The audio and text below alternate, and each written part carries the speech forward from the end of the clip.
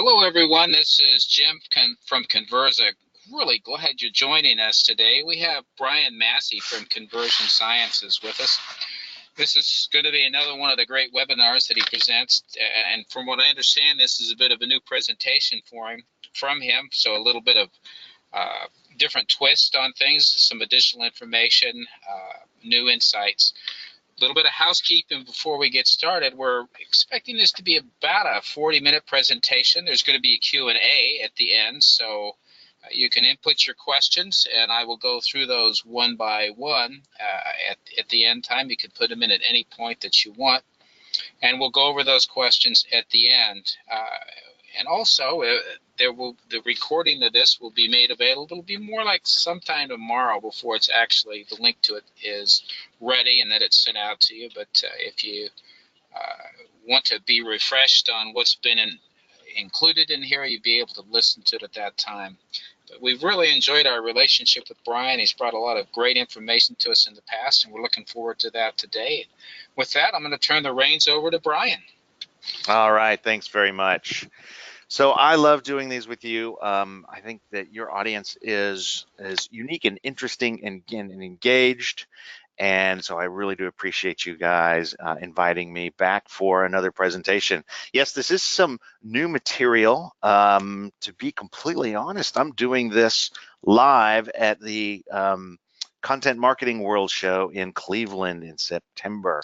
So if you are interested in seeing this live, but more importantly, all of the other wonderful things at Content Marketing World, I will be happy to direct you to sign up for that.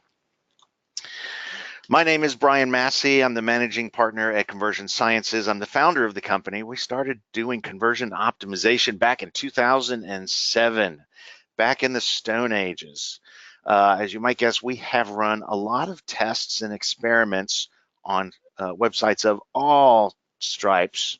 And what I'm presenting to you is some of the things that we have found through our experimentation and also through implementing our own content marketing strategy. Now, I started blogging about content, conversion optimization and marketing back in 2004.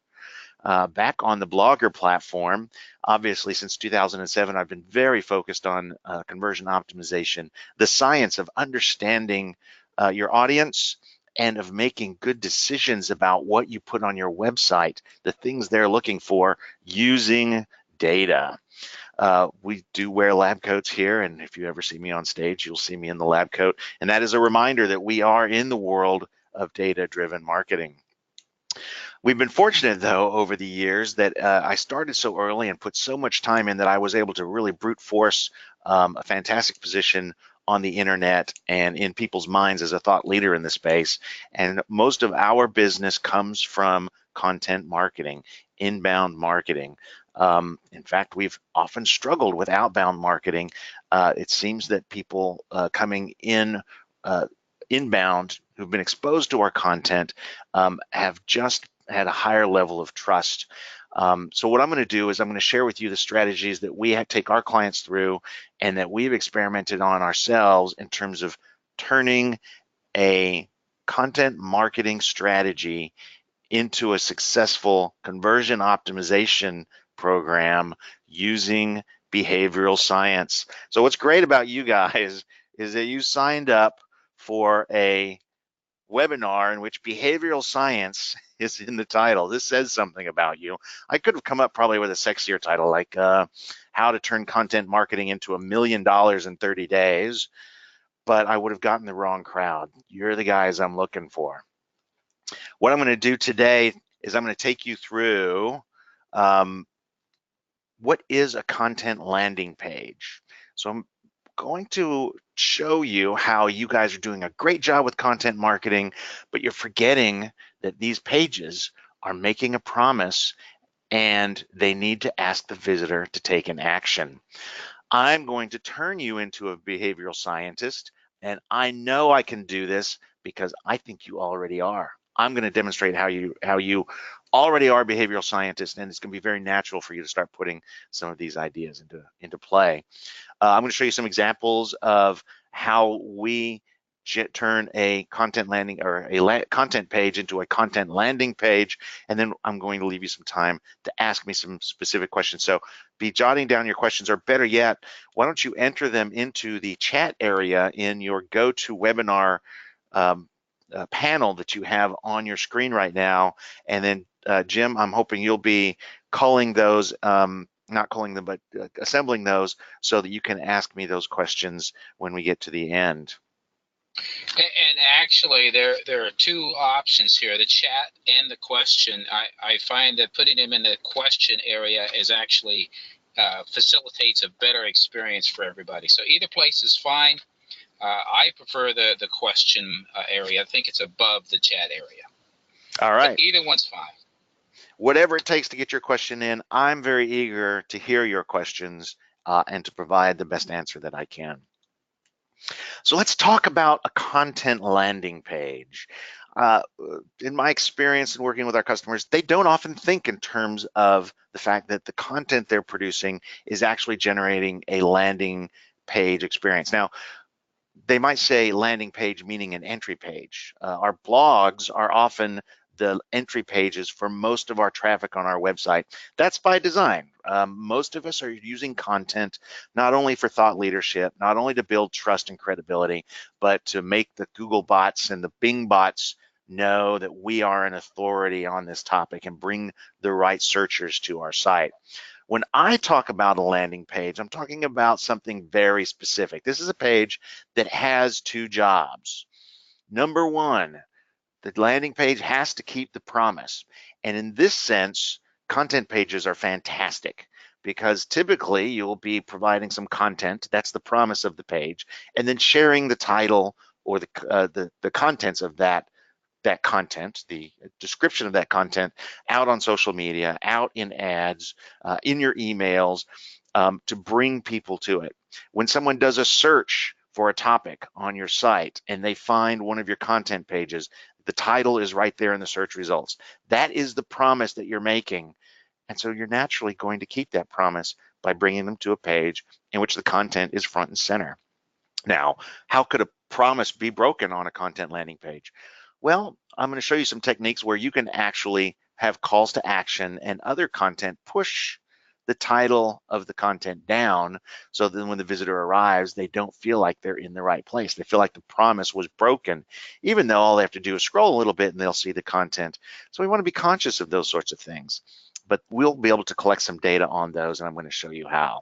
Now, the second job, besides keeping the promise of a landing page, is to get the visitor to take action. There should be no doubt in the visitor's mind that you're asking them to make a choice, to do something. Now, even if they choose just to consume your content and go about their day, that's absolutely fine. But what we don't want to do is have them leave and think, wow, that was great. I wonder if I could share that, or I wonder if I could get more of that content, and not know that they can.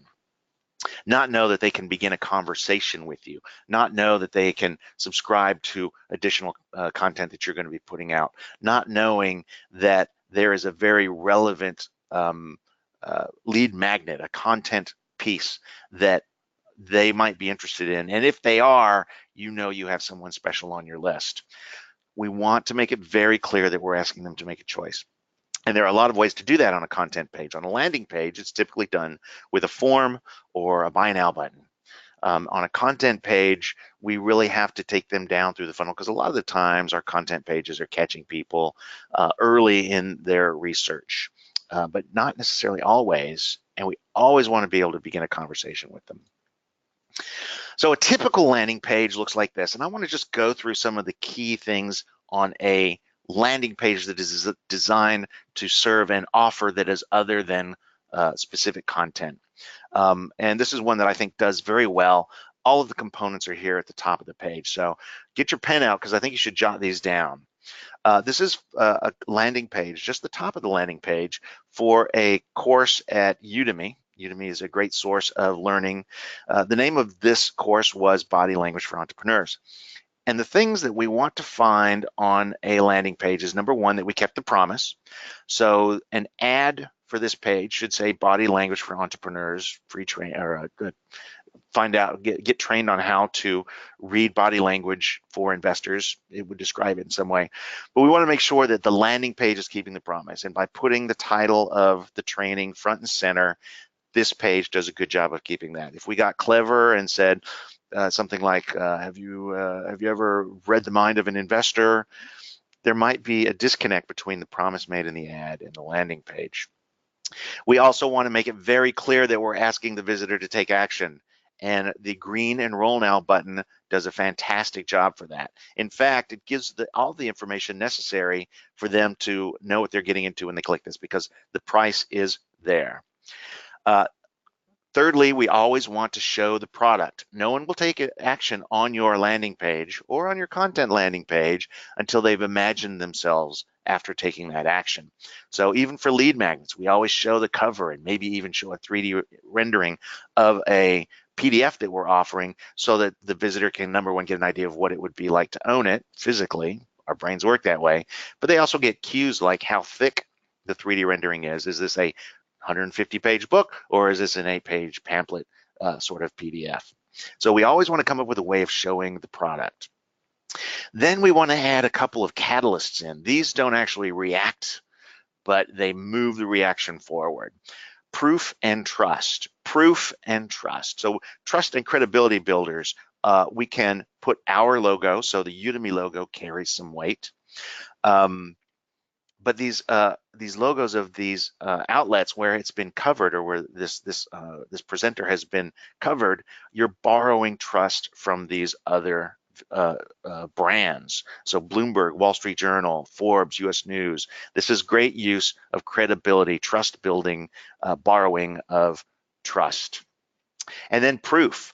So in this situation, they've gotten 56 reviews, a star rating provides proof. They don't have that. They allow you to click through there. How many students have enrolled? How many items have you sold? How long have you been in business? These all are demonstrations of proof that your offer is worthwhile. And then a number like 5 hours of content. This just shows that you're delivering something of value for the $49. So let's keep these in mind. We want to keep the promise. We want to call them to action. We want to have some sort of an image. And in this case, you can see video is here. Video is one of the options. It's images at 24 frames a second. And then we want to find opportunities to integrate proof and trust. And so I'm going to take you through some of that. Now let's look at a typical content landing page as we might see on a blog. We will typically have the content title and the content, which I represent here in gray. There will also be some sort of a header and a navigation for either other product places on the blog, or if the blog is integrated with a corporate website, we'll see other corporate navigations. But there are a number of places that we can bring the visitor to action. So as I said, content pages generally do a great job of keeping the promise. We don't really have to worry about that. But we almost always forget to ask the visitor to make a choice, to bring them to action. So the most common areas you'll see is what we call a sidecar. By the way, we have kind of interesting names for these so that we know what we're talking about. I'll try not to use too much jargon, but what we call a sidecar is an offer made in the sidebar of a page. It could be the right sidebar or the left sidebar. Sidecars do work, but there's a bit of banner blindness because this is also where most publishing sites put the ads that they sell. So there's a bit of blindness on the sidecar side. And if you're just using a call to action that is subscribe to our blog, you are not really doing a good job of bringing the visitor to action. Could you bring that offer over and put it above the content? Now, we don't want to push the content below the fold because we might break our promise, but this is a fantastic place to place an offer. We call this a top hat. The flip side of the top hat is what we call the dripping pan. So somebody who has read your article or your post all the way to the bottom is probably very engaged in your content. And this is an indication they might be a qualified prospect for what your business offers. That's why we always say you should always put a dripping pan. And this is repeating the offer, even if you have it somewhere else on the page, repeating the offer at the bottom, because that person who has just finished the article is like, oh, wow, that was great. What a great time to invite them to subscribe, or to offer them a piece of content, a lead magnet that says, here's what you would want to read next if you really like this article. And this is a great place for relevant content, someone who's read or at least scanned all the way to the bottom. Incidentally, for those of you that are dealing with mobile, and that's all of you, because mobile is now on almost every site we see, more mobile traffic than desktop traffic. The thumb is very powerful, and so we see amazing scroll rates on mobile sites. Most people will get all the way to the bottom, even if they're just checking out your content. So that thumb will get them down there, and there's what we call a bounce. A bounce happens when they hit the bottom of the page, and on most mobile browsers, it does a little wiggle, like as if it was a bouncing ball. And what is the person usually left with? A footer, your copyright information, your SEO links. We recommend that you put below the footer another offer, because when that bounce happens, it'll be staring them square in the face. And if you have a relevant offer, you're more likely to get those mobile visitors. It's the mobile dripping pan, and it's even more important on mobile. A couple of other places that you should consider, we call a coffee break, and this is where we insert it can be a link or a box that says in the middle of the content, it's very similar to related content on the publishing site. If you're enjoying this, you might also consider downloading our ebook, which is on a related subject. We are all pretty familiar with the use of in-content links. We call them clinks for content links. Yes, we're just that creative. And all of you should be familiar with those sorts of things. We do often put, for credibility's sake, links to research and studies in our posts. Why not put some links to relevant other posts, or better yet, relevant content that is gated so that we can begin a conversation by email?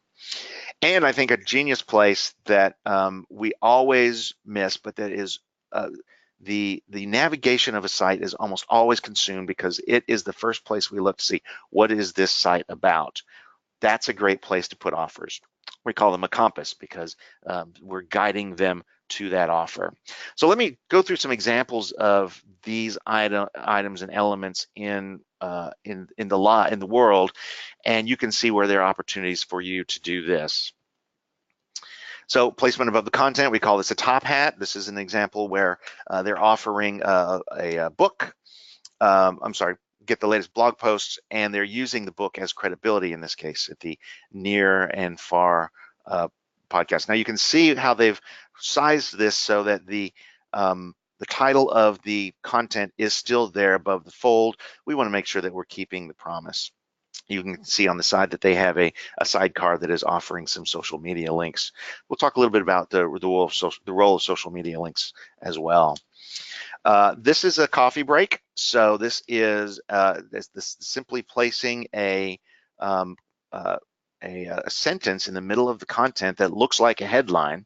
Now, as we're scrolling through a article, like we're picking up what do? We scroll through and we pick up the headlines to get the gist of what's going on.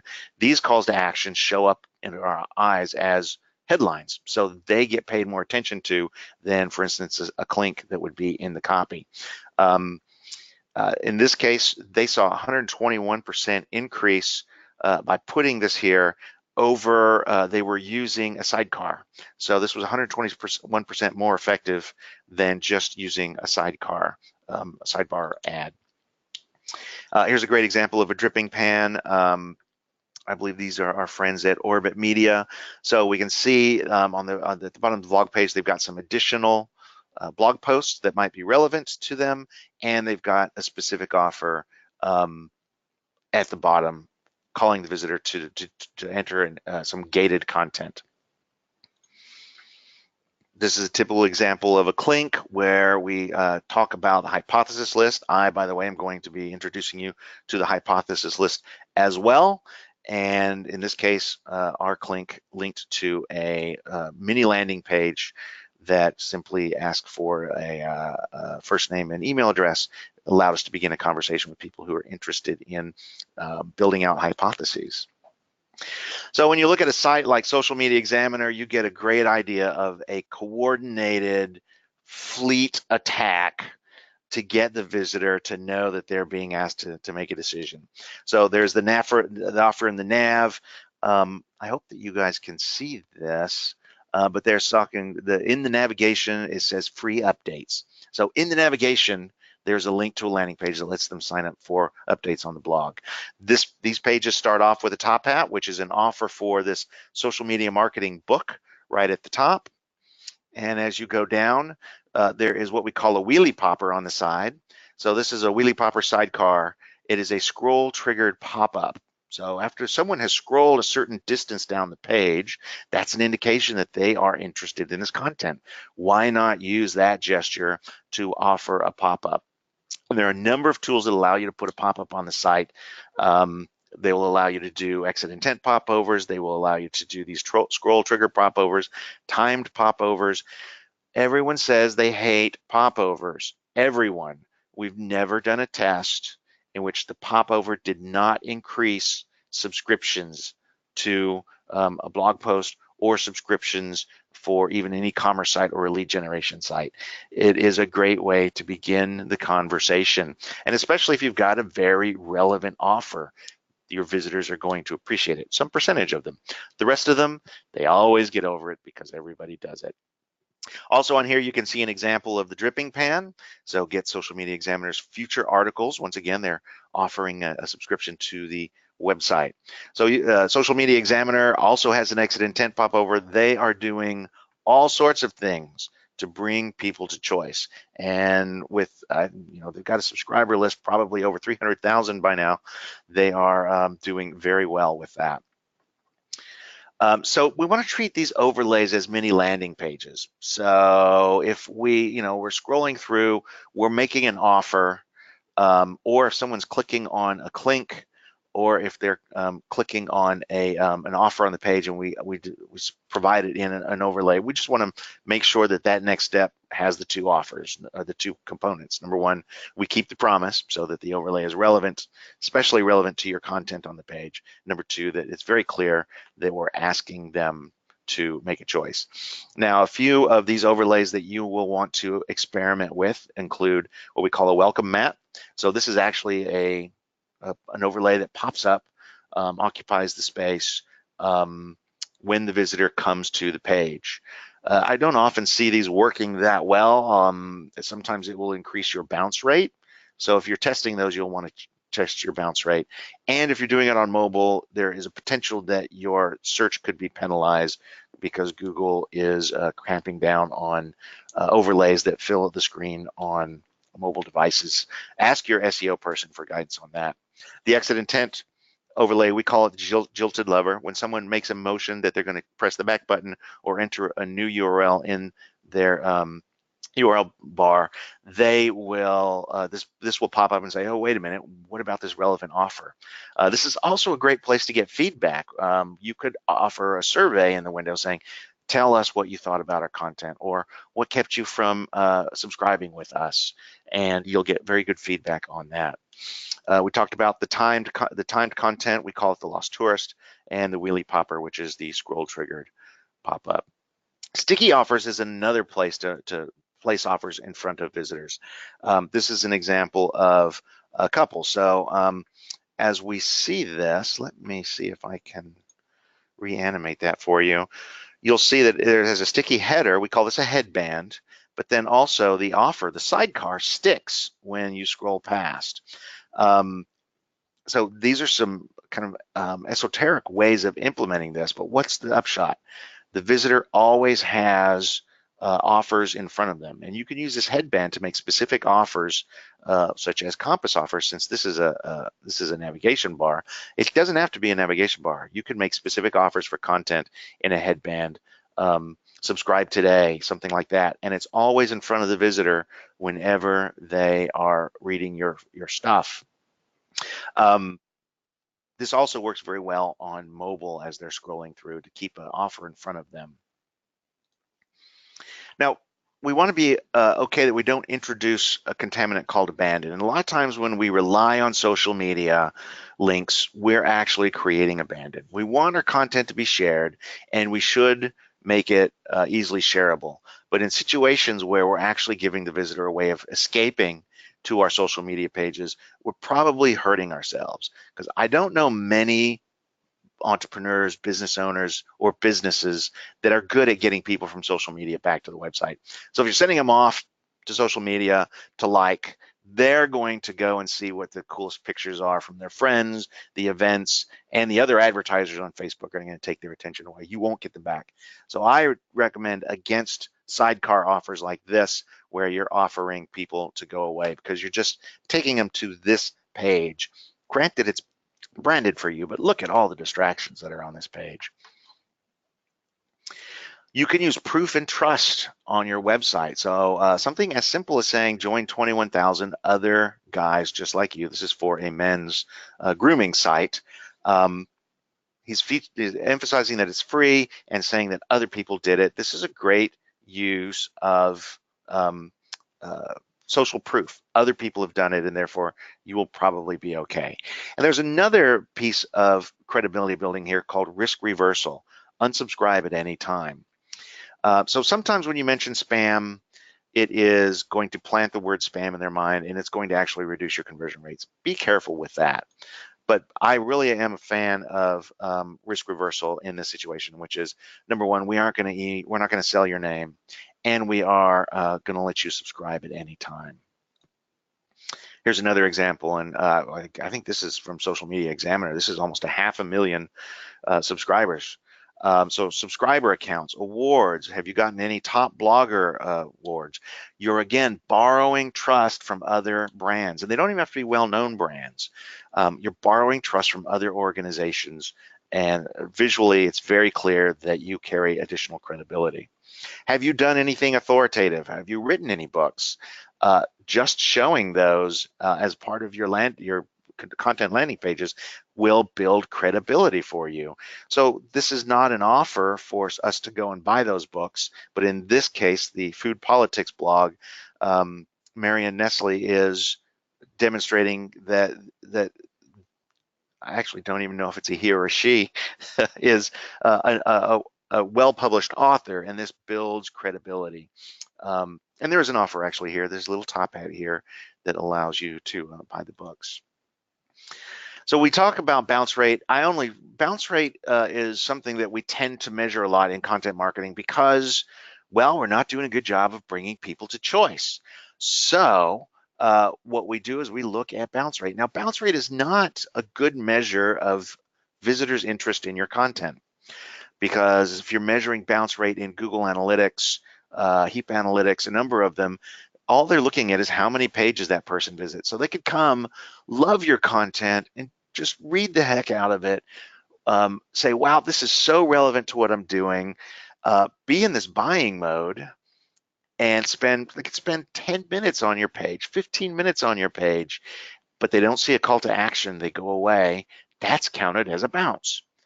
So what we want to do is, number one, make sure that we bring them to choice, give them options, like they can subscribe, they can take the next step with this great piece of content that we've got. But don't count on bounce rate as a measure of the quality of your content, because it is a deceiving, a misleading metric. We can use bounce rate reports if we want to understand the quality of the traffic that we're using. And what we do is we actually modify our analytics so that if the visitor stays past 15 seconds, it won't be counted as a bounce. Talk to your analytics people or do a search on the blog for actual bounce rate or real bounce rate, and you'll find some solutions for your particular analytics package that will let you know what your real bounce rates are. So some of your content is going to match on the funnel well, and I suggest that you do those things. These are very content-oriented things that you can do, and you'll be able to look at these recommendations in the deck. I won't take a lot of time just reading through them for you. I think a lot of them will be 212. So now we understand what a great content landing page looks like Where does the behavioral science come in?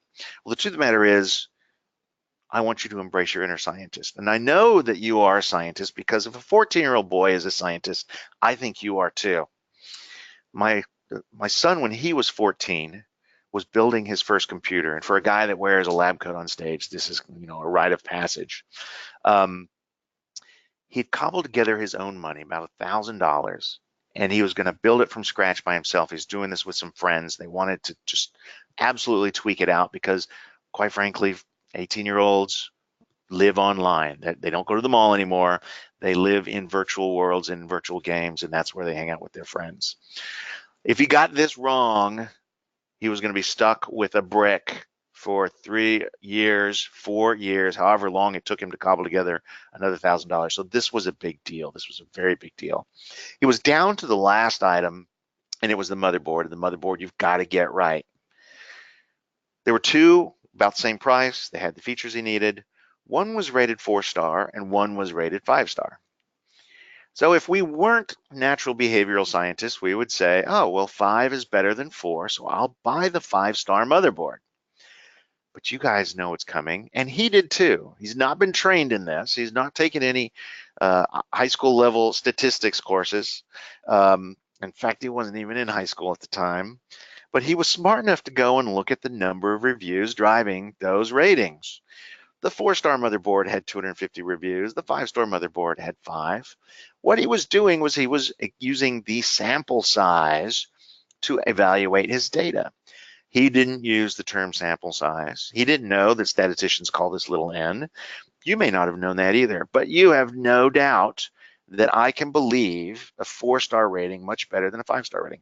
What you're doing and what he was doing was calculating the confidence interval. With a sample size of 5, the confidence interval is wide. This could be a 1-star motherboard when all the data is in.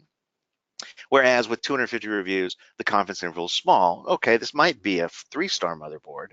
This might be a 5-star motherboard. Those are both within the smaller confidence range. This is how our brains are working. You're also doing something else. You're calculating the full population. Statisticians call it big N. You're saying, well, if there are only 5 reviews, either this is not a well-selling motherboard, in other words, the whole population of buyers is small, or it's new and not a lot of people have bought it. So we are saying, yes, it's a 5-star motherboard, but they haven't sold a lot. There's not a lot of reviews supporting that 5-star review. We're probably safer going with the 4-star motherboard, and that's what he did. And we have done this with everybody. So anytime you go on Facebook and you look at how many people liked, commented, and shared a post, you're using other people's behaviors to make decisions about the kinds of things you're going to post in the future.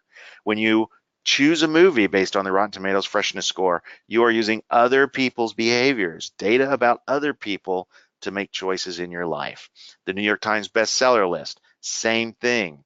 Billboard music charts, same thing.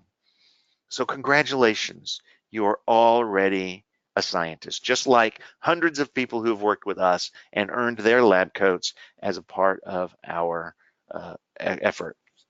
Now, being a scientist doesn't mean that you get to go off and do sciencey things.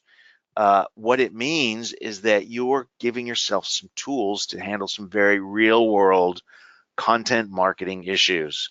Number one, helicopter executives who come in and they have their own opinions about how you should be marketing around your content, how you should be using content, how you should be prioritizing content.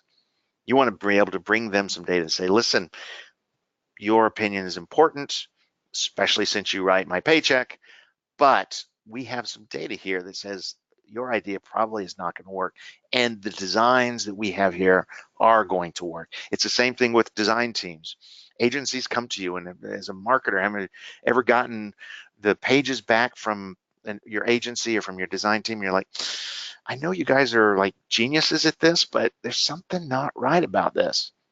Well, you can actually collect some data, some behavioral data, and find out if in fact you're right or if you're just being the helicopter executive.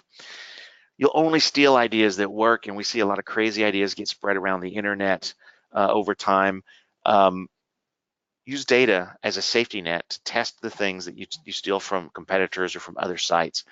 Everybody's using these background animation videos in the headers of their landing pages, and they're cool looking, but they significantly increase load time and in many cases are reducing the conversion rate. But this is something that's just being stolen and reused because it looks interesting and cool. And bottom line is this: content marketer, regular marketer, if you don't know how to use these tools, you aren't going to have a place in digital marketing, and sooner than you think. We are already moving on where AIs are helping us make decisions out of this data. It's time for you to get caught up. Start with behavioral data and move along. I love this one. I think data makes us more creative. It creates a safety net. So those crazy ideas you have on Friday that tax you all weekend, and you're imagining the ads, and you're imagining how you could use new words or new images or a new positioning to really galvanize your marketplace. Then you go in on Monday and you realize it's too risky. There's no way I could sell this. Well, guess what? You as a behavioral scientist can find the data, collect the data, create the data that supports your idea, or you might find out your idea was crazy and in fact you don't want to risk a big spend in a campaign on it. Oh yeah, and I forgot about this. So behavioral data lets you get more leads, lets you get more sales, it lowers your acquisition costs, it grows your business because you're making decisions based on data. You're watching the behaviors of your visitors and they're telling you what's missing, what they want on their site. So if nothing else, if you take nothing else from this, take this. We don't want to throw any ideas out. So from a marketing standpoint, we have 10 ideas for how to improve our pages. I've just given you another 20 ideas for how you can improve the conversion rates of your content landing pages through these wheelie poppers and top hats and headbands and sticky shoes and dripping pans. Those should all hold a place on your list if you have a list. Well, I'm going to give you a list. So if you go and download this spreadsheet and start entering your ideas into the list in the hypothesis column, that's where you store your ideas. Just jot them down in any form you want, and you'll have a methodology. So the spreadsheet comes with some explanations on how to use it to rank them, and you'll be testing the ideas that are most likely to drive your business forward. So go and download this spreadsheet. Conversion.services/list is the link, and you should get direct access. I'm sorry, I don't remember if this content is gated. If it is, I appreciate you completing the form. Your pages need to have analytics. I'm not going to go deep into this, but Google Analytics is free. It's an amazing tool. It will be free up until quite a bit of traffic, so almost all of you can use it. Make sure it is under your blog. And you want to make sure that your analytics is covering for blind spots. I'm going to go through these very quickly, but any popovers or overlays are invisible to Google Analytics. So you'll need your development team to go in and put a little bit of code in there that says, oh, an overlay opened here, because you're going to want to know how these overlays are affecting your conversion rates. For those of you that are generating content that fills out the value proposition, the satisfaction guarantee, or the shipping policy, oftentimes these open and overlays. We want to know if people are interested in these and if they're increasing or decreasing our conversion rates. We talked about exit intent overlays. Most of the tools that you'll add to your site will already have capacity to link to Google Analytics. All you have to do is go and enter your ID in these tools. Make sure you go and do that. Even if you have live chat, these tools will also have links into Google Analytics. It's one of the most integrated packages on the planet, as you might guess. Look for tabbed content on your site. So whenever you switch tabs, Google Analytics doesn't know, but you're going to want to know as a content developer, is the person interested in the specs? Are they interested in the ratings and reviews? All of the things that are shown often in tabbed content. And these are a couple of examples from e-commerce sites. You're going to want to make sure that you're writing to Google Analytics whenever somebody does click away to social media. I think I already discussed this. Use social media icons very carefully. You can borrow trust from them, but they can also be a source that like, oh, I should go check Facebook now rather than taking action. Because whenever we decide to take action, we immediately look for a reason to delay the decision, just to let some of the anxiousness slide away. But what happens is we'll go and check Facebook and then never come back to your content. So we talked about this. The thank you page is the page to ask for social shares. It is also a great page to ask for feedback. You should ask, what almost kept you from subscribing to our blog today? You should ask, what almost kept you from taking advantage of this offer today? If you're writing content for an e-commerce site, what almost kept you from buying today? You will get amazing feedback, because when someone is taking an action on your site, they will they think you're better because they chose you. It's a little bit circular, but it's a technique that or an effect that Cialdini calls liking. So ask on the thank you page. And then track anything. If you have links to partner sites, if you have links to trust building logos, I don't recommend you do that, by the way. Links to third-party services, if you have links off to the site to support you with research, it's very easy for a developer to put a little code at the top of your page that will instrument all of those and let Google Analytics know that people are leaking. You want to understand what your leak rates are. Here's an example of an add to cart that's in an overlay that was untracked. On an e-commerce site, they didn't know how many people were adding to cart. That's shocking to me. So I want to go through a few tools that you need to explore that are going to help you collect some data on your site. One is heat maps. Now there's a tool out there called Hotjar, and it's a very basic tool, but it provides an entire suite of these behavioral tools, one of which is heat maps. Heat maps tell you where on the page people are moving their mouse, where they are clicking, and most interesting for you as the content marketer, how far they're scrolling. And you read them pretty much like a weather map. Areas of high intensity or high rain, areas of high intensity on these sites mean that a lot of people are seeing them. So if we look at this is a scroll map. And if we look at this page, wherever we see high intensity white or reds, that's where a lot of visitors are seeing. And it makes sense. It's the top of the page. Everyone's going to see the top of the page. But how far are they scrolling as a group? We can see that very quickly this drops off to less than 25%. And where is our call to action on this page? Down here at the bottom. We say that this lady is underwater. She's drowning. So you can use these tools, Hotjar. There are a number of similar ones. We like Crazy Egg. It has some more advanced features.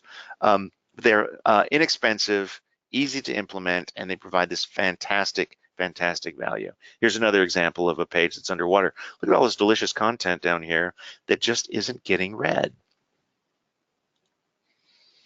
Heat map reports tell us where people are clicking, so we can see what items are of interest. So as you start adding top hats, as you start adding dripping pans, sidecars, in-link content, you can actually see where people are clicking. You might find that people are clicking on your offers, but they're not completing the form or whatever the gated content is, or downloading that content. This tells you that your call to action is working, but there might be something wrong with the following page. And we can really use this to understand what pieces of our pages are performing well. So play with these a little bit. I think that you'll find certain surprises. I'm not going to take you through this little example.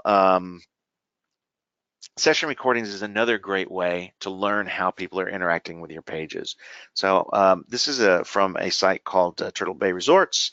This is the page where they list the rates for playing golf at the resort, and this is a big profit area for them. Plus, it takes up a huge amount of space, so they need to monetize these greens. And what you're finding is that this person is getting the information they need, but they keep clicking on things on the price. Why do you think they are? Because they want to place an offer, they want to place an order, they want to reserve a tee time, and of course those numbers aren't clickable. Very easy fix, and you'll find a number of those sorts of things if you can sit and watch people interacting with your content. Form analysis as well. Here we can find out how form analysis allows us to see how far people are getting into forms. This is an example where people were just missing the forms because the eye was being drawn up to this dark square in the upper left and then down to this dark square in the lower right and totally missing the form. We redesigned this a little bit so the form didn't disappear on the page, in fact had a unique color for the button, and we saw an increase there. So as a general rule, fewer form fields are better, but when you use these form analysis tools, you can see where people are dropping off. Do you have any killer fields on your forms so that they don't feel comfortable taking action on your landing pages after you get them to click on something? For instance, on the form for which they would fill out to get your lead magnet or your next piece of content, is there something on that, such as a qualifying question, that's causing people to go, I don't feel like answering that question? We love site surveys. I already talked a little bit about the use of a question in an exit intent survey. This is a great way to collect information and find out why didn't you take advantage, why didn't you read another article, etc.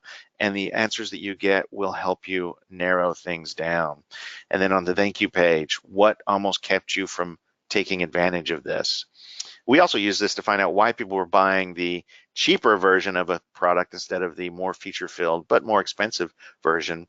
And what we were able to do was go through and do an A/B test and find out that, in fact, by simply simplifying the list of features, we could increase the conversion rate and increase the purchases of the most expensive item.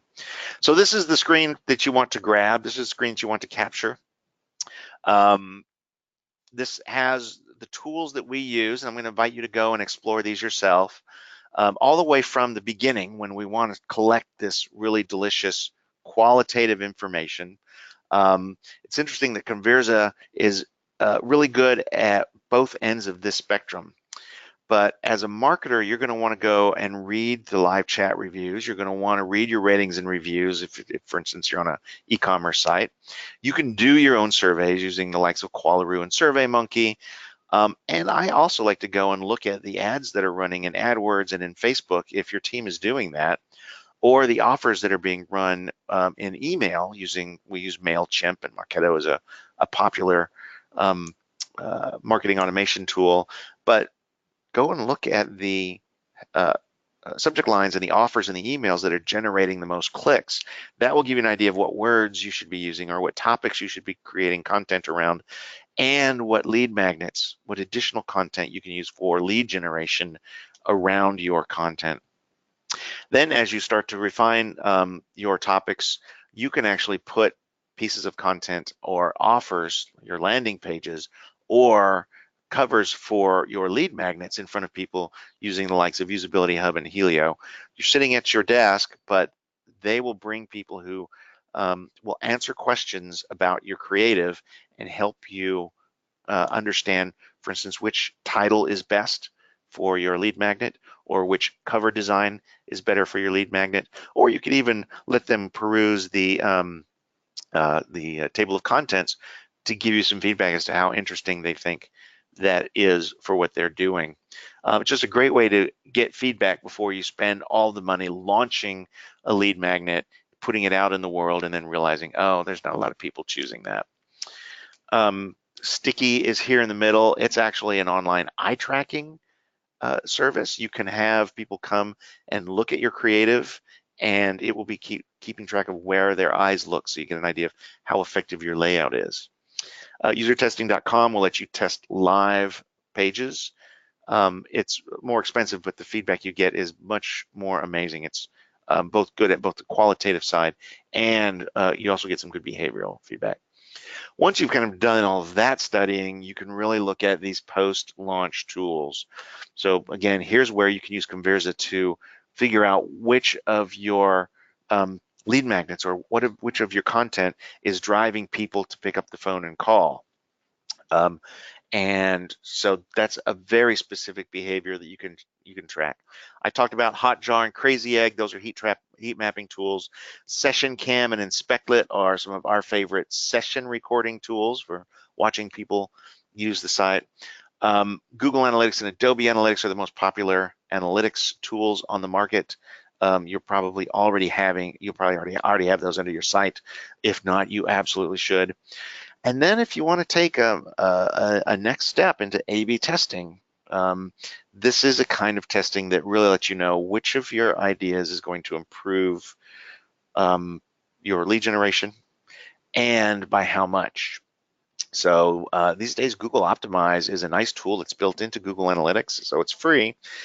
A/B testing requires a little bit of extra science-y ability, but there's no better way in my book to get up the learning curve than on trying a few things and making some mistakes. So I'd capture a screenshot of this. When you're done with me here, go off and start exploring some of these tools. We've got about 10 minutes for questions. So I have, number one, an invitation for you. If you want to understand how to use those tools in a design environment, design and content development environment, I welcome you to go and sign up for my course. It is 5.5 hours of video that I will take you through how to use these tools in developing your content landing pages. I will also be available to you by email. Since you are on this call, you have earned your right. My email address is brian@conversionsciences.com. Jim, do we have specific questions that we need to answer? We do. We do have a few questions here. The first one, and you may have to work some clarification into your answer, but it's what ROI have you observed? This came at 36 after the hour, so it was more towards the end of the presentation. So, all right. Well, what I read into that, and I do get this question a lot, is so I'm a content marketer. People see me in my role as I'm out there developing blog posts and stuff. And Jim, you may want to mute yourself for a second here because we can hear some background noise. gotcha. Here we go. I'm the content guy. I'm producing articles. That's all I really have to do. It's primarily for SEO. And we put them on the blog, and people come, and hopefully some of those people make their way over to the corporate site and buy our product or sign up for our service or what have you. And so you've got to come in and say, all right, listen, there's more we should be doing here. And as a part of our development service, we need to be developing lead magnets. We need to develop a landing page to sell those lead magnets, and then we need to modify the blog posts and the templates on the blog to start inserting these offers. We need to buy a service like I'm sorry, I'm drawing a blank, but providing overlays and popovers so we can have these wheelie poppers and things and at least test them. And suddenly, as a content marketer, you're talking about things where people are going like, well, wait a minute, what do you need all this stuff for? Don't you just need Word and WordPress? So I think that that's what I read into the question about what's the ROI on this. To give you, so it's gonna be different for everyone, but most of your content pages are going to have conversion rates, and you can go and find this ideally in Google Analytics, going to have conversion rates well below 1%. And if you take, so on a specific page, if you take site-wide, it's going to be 1% or less. There are content sites that are driving 5, 6, 7% conversion rates around their content. Now, it's a combination of having good content, so you're bringing qualified traffic, and all of you content marketers are either good at that or getting better at that because that's what Google's asking us to do. Qualified traffic and relevant calls to action placed in places where people know they're being asked to call to action. So I wouldn't be shy about saying, listen, if we just, you're going to want to analyze your site. So let me back up one step. Here's what I would do. I would at least get an inexpensive heat mapping tool on the site. Go and look at some of your highest converting pages, the pages that are getting the most traffic. See where people are clicking, see how far they're scrolling, watch some sessions. You can pull those heat maps into a presentation. You can say, hey, listen, here's our problem. People are coming, they're reading 75% down the page, so most of our content is getting read. They're not clicking on anything. They're not interacting with anything. So this is suppressing our lead generation process. And based on the severity of that, you can say, I think we can double conversion rates simply by adding a few calls to action on the page. Or I think we can triple our conversion rates by developing a very relevant lead magnet. And here's a test I would do. This is going to sound counterintuitive. Take one of your highly trafficked articles, take the content that's in the article, drop it into Word, save it as a PDF. It's the exact same content, and make that your offer. Make that your offer on the page. You haven't really gone to a lot of effort to provide additional value, but you're going to have an offer that's titled very similar to the article. It's a PDF, it's gated, so it's going to be measured. And I think what you'll find is that just that alone, making that kind of an offer in, let's say, making it in a coffee break, or making it in just, you can probably put it in a sidecar for now. It's going to have a significant increase in conversion rate. And as a scientist, this is, since you are a scientist, this is exactly what you want to do.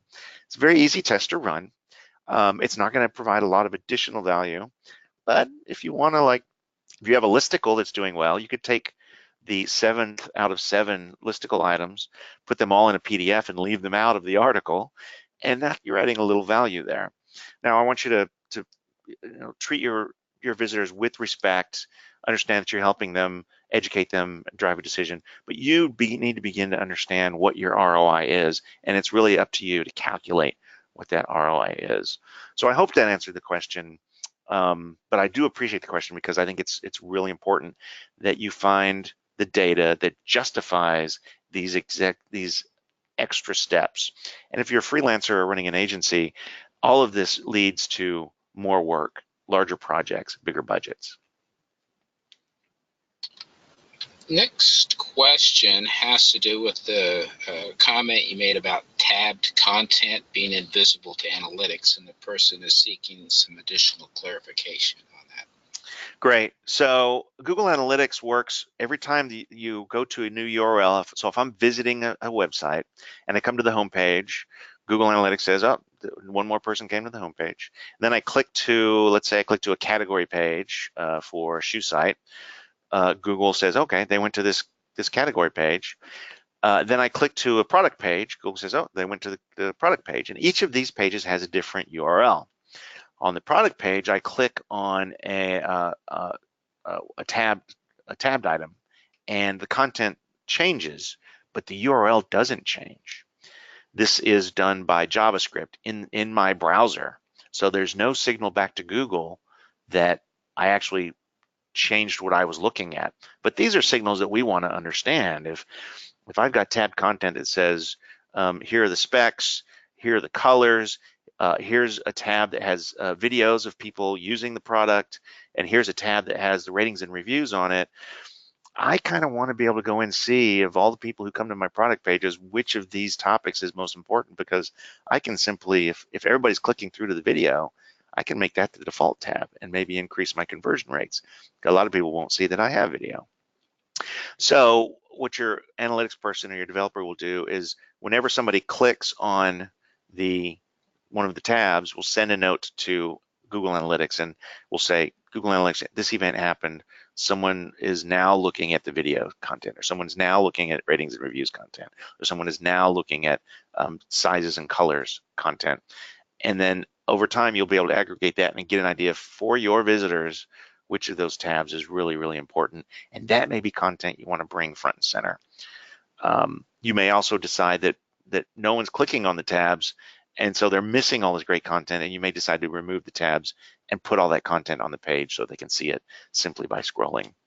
So hopefully that's clear. And if you wanted to shoot me an email, again, brian@conversionsciences.com, I'd be happy to give you some pseudocode that you can pass over to your developers for that. No, that's a good answer, Brian. Yeah, there are a lot of ways to do it, but it's definitely something you have to be watching. The next one is not so much a question as a request for the slides in PDF form of the presentation. Yes. So if you will share with me email address, I will send everybody a link to the slides so that you can spend a little bit more time with them. Yeah, so let's do this for everyone who is on here who would like to have a copy of the slides. If you can go into the question box and just say, yes, I would like the slides, then I'll get that information to Brian. He'll have your email address and he can send those directly to you. Great. So Other I'll give questions? folks a few minutes to do that. Those are all the questions that are there. Oh, lots of folks are wanting the slides. So yeah, you're going to have a lot of requests for that. I covered a lot of ground, but this A lot of like I ground. said, this is a I curious do bunch. have one question for you, Brian. If you could, and I don't know why this would be the case, but if you could only pick one of the pieces of advice you've given today, which one would be at the top of your list? Boy, that's a good question. If I could do one thing, I think the one thing that you could do for yourself is install a tool like Hotjar, and I don't get a kickback or anything from Hotjar. They just have right now for the dollar, they have the most complete offering of tools, and I would have your folks put that tag on your on your blog, on your content pages, and I would start going in and looking at how people are interacting with your pages. Watch a few of these session recordings. This is the first step to collecting data and making decisions about the design and the presentation of offers on the site that you could possibly get. But all of you are going to have to be comfortable with these tools. All of you are going to have to be comfortable with at least going into analytics and being able to answer specific questions. Like if I say, go to your most trafficked articles, can all of you go into Google Analytics and at least see which of your articles get the most traffic? It's a very simple report. You don't have to be a idiot savant to read the tea leaves in analytics. You just need to go and find one report that ranks them for you. You have to be able to do that. You have to be able to answer these questions, and that's going to get you the credibility. That's going to get you the bigger budgets and make your case for higher ROI. So I can say absolutely, following what you're suggesting, being aware, where are you getting the most traffic, and then putting a hot map ability on those pages is going to launch you forward on knowing for sure what's happening. You can make good decisions, make yourself a lot more worthwhile. Yeah. Okay. Well, a lot of responses wanting to get those PDFs. I'm not seeing more questions. And it looks like I need to know how to access our customer traffic from our Google via Google Analytics. That's beyond the scope of this presentation today. Yeah, so here's what you do. Get the login, and then read some blogs. Go Google some blogs. They'll take you through which report. It's literally apparently log there's in. only one admin, so I think what she's looking for is what does she need to say to that admin so that she can get what she wants. And I know one answer is they can create custom reports and have them emailed to you on whatever frequency you'd like to see. Yeah, that's kind of dashboard stuff. You're literally going to say to them, I want a spreadsheet, and on that spreadsheet, I want for the last 6 months or the last year, however far back you have data, I want the URL of the page that has the article and the number of visits to that article, the number of sessions for that article, and that's all you need. And they can give you that spreadsheet, and you'll know which of your articles is getting the most visits, and you can start. Number one, it's going to be very enlightening. When you look at the titles of those articles, it's going to tell you what you need to be writing more of, or at least what Google thinks you are ranking for. And after you do that, you can go back and say, I want to know this for each of our channels. So I want to see this report just for our organic search. I want to see this report for our referral traffic, other people referring people, etc. And you'll begin to understand how people are finding your articles, which ones they find most interesting. Ask them to add the time on page. Add that that column as well. You can get average time on page for each of those articles. And so suddenly you're starting to understand, well, this has a lot of visitors, but people aren't spending as much time, versus this one doesn't have that many visitors, but look at all the time people are spending. And you begin to understand how each page, the flavor of each page, and how good a job you're doing for your visitors. When you get sophisticated enough, if your folks are going to be able to tell you which landing pages generated the most leads, and you're going to want that conversion rate as well. So you're asking them these questions, but ask for a spreadsheet, not a regular report. Say, I want a spreadsheet that has the URL of the articles, the number of sessions, time on page, and can you give me the number of people who filled out a form on these pages, the conversion rate for each, attributable to each of those pages. If you start doing that and dipping your toe in, and start obviously learning how to speak to your admin, because you need to learn to communicate with your data people, you're going to get better and more sophisticated. And this is just the way it happens. Your natural behavioral science ability will take flight, I promise.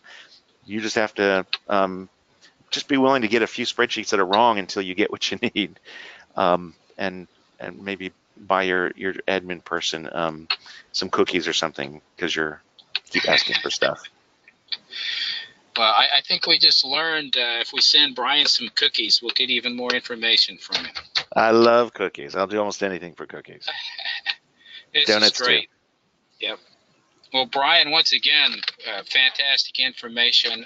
Really appreciate it. And everyone, thanks for being part of this and for your questions. And there will be a recording of this available within the next 24 hours, and you'll get a link to that. And any parting words, Brian?